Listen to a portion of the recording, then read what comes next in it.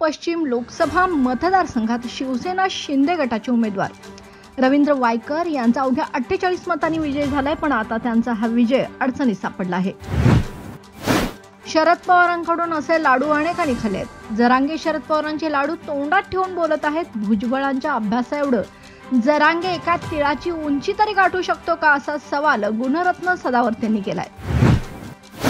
जर तुम्ही विदेशातून MBBS चे शिक्षण घेत असाल तर ही बातमी तुमच्यासाठी उपयुक्त आहे। महापालिकेने आता इंटर्नशिपचा कालावधी कमी केलाय।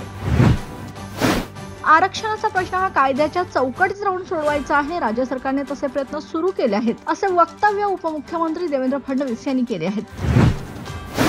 सरसकट दाखले देत असाल तर सगळे मराठा कुणबी होतील, त्यामुळे OBC वर अन्याय होईल। खोटी वंशावळ दाखवून कुणबी दाखले दिले जात आहेत, असा आरोप छगन भुजबळ यांनी केला आहे।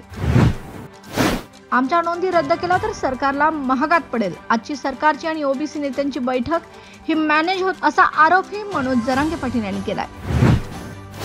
तो भुजबळ आमच्यात काड्या लावत आहे, आम्ही आंदोलन झाल्यावर बघू, आता बघूला बघू आहे, असं म्हणत मनोज जरांगे यांनी पुन्हा एकदा भुजबळावर निशाणा साधलाय।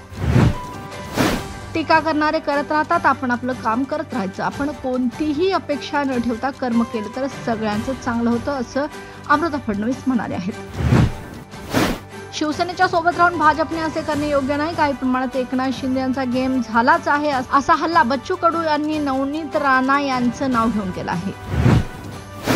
केंद्र सरकारने शुक्रवारपासून एक कठोर कायदा लागू केला आहे। त्या अंतर्गत परीक्षेत होणाऱ्या फसवणुकीवर आळा घालण्यासाठी किमान 3 ते 5 वर्षाच्या कारावासाची शिक्षा तरतूद करण्यात आली आहे।